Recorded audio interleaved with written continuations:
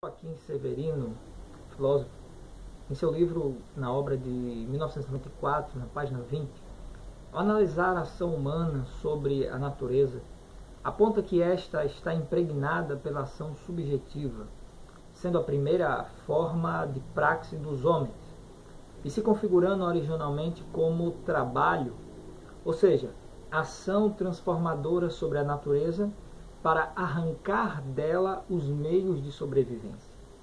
Se tratando, portanto, de uma prática produtiva, ela teria passado a garantir aos homens o alimento e demais elementos de que necessitavam para a sua existência.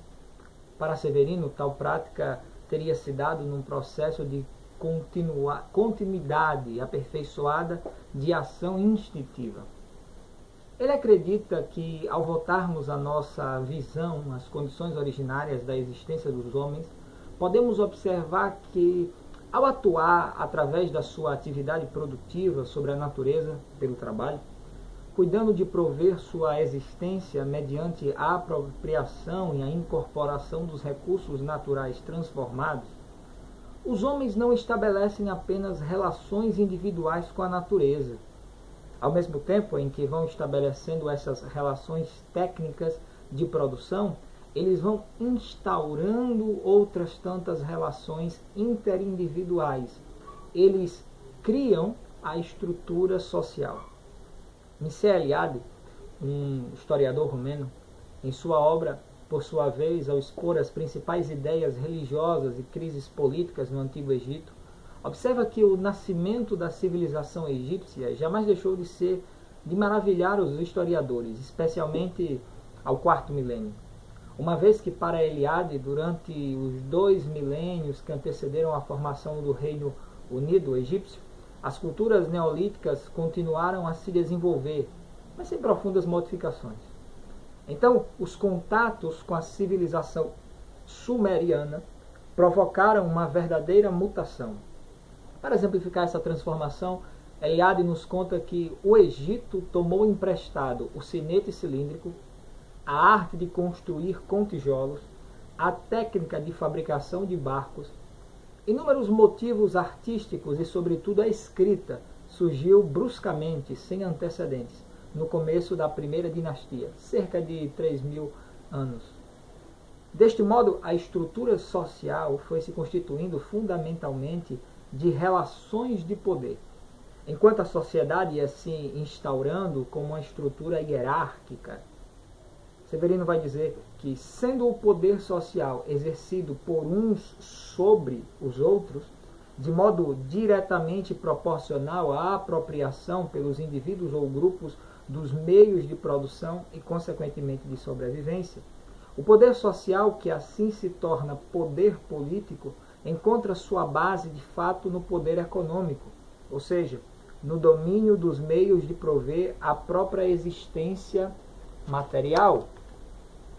Para Severino, uma vez instaurada a estrutura social, os homens teriam dado curso à expansão da sua subjetividade vivenciada, elaborando representações mentais.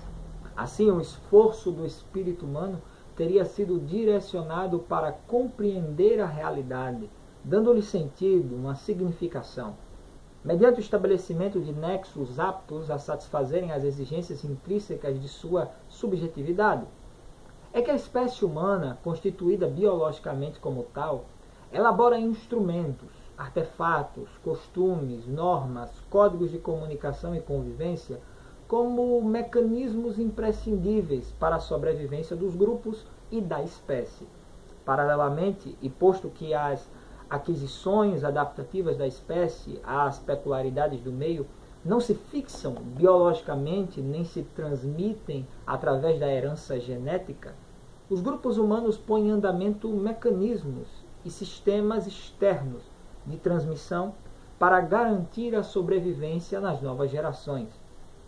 De suas conquistas históricas, este processo de aquisição por parte das novas gerações das conquistas sociais chama-se processo de socialização.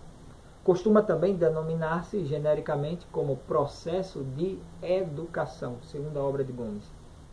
Acerca dos avanços no plano do conhecimento, Arruda e Pitelli observam que a escrita foi desenvolvida, como falamos, inicialmente pelos sumérios, embora tenham sido os fenícios os responsáveis pela iniciação do alfabeto.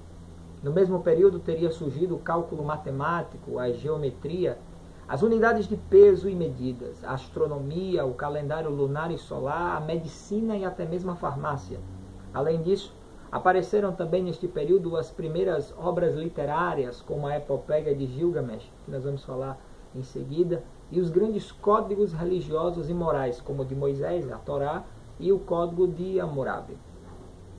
Em seguida, nós vamos entrar detalhadamente em cada uma das principais civilizações antigas, tendo sempre o foco do fenômeno religioso entre estes povos pré-cristãos. Fique conosco, boa aula.